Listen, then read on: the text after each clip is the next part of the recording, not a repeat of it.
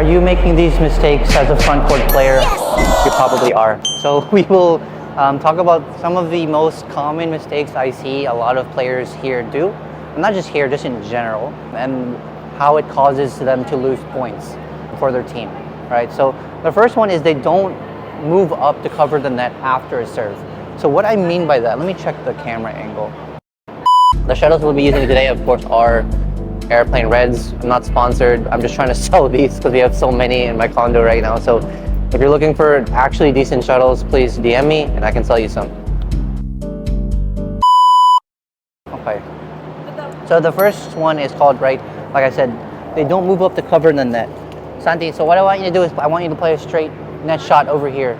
So what I mean by that is like a lot of people here, they will just serve and then they will just like stand right here, right?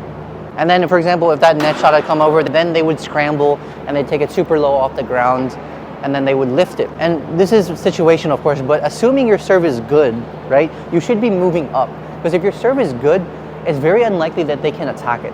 At best, they'll be taking it slightly below the net, which is slightly upwards, right? So you want to be prepared for that. What I mean by that is like you serve, right? Then you move up, right? She's attacking it because she thinks that I can't flick her. But in a real game, right, she would not be taking it like this, right? She'd be taking it more like that. So you need to be moving up to cover that net.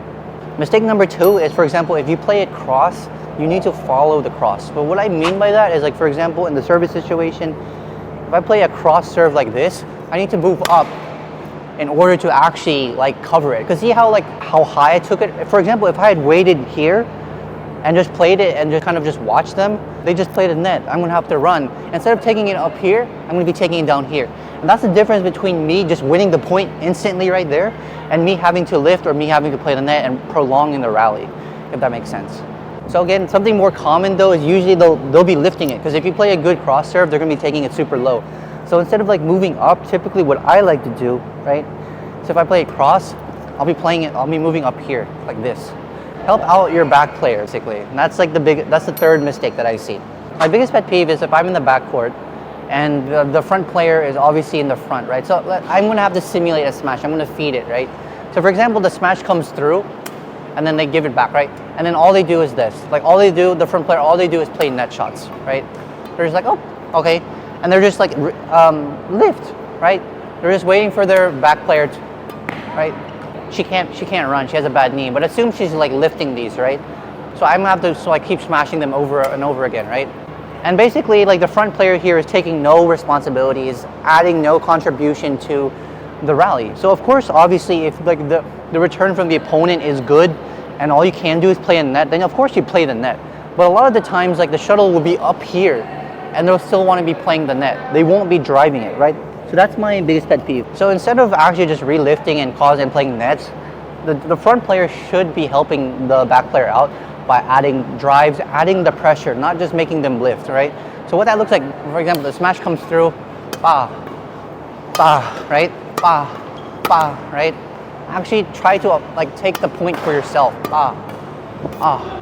And of course, front player puts their racket down. So you see a lot of pros also put their racket down, but they are an exception to the rule. They are not the rule because first of all, their reflexes are way faster than ours and their technique is way faster than ours, right? So if your racket is down here, you're gonna have to spend so much time bringing it up and then you're gonna have to bring it back down, right? So I'm gonna be trying to do a drive rally with Santi using really bad technique and you'll see how fast it takes for me to get overwhelmed, right?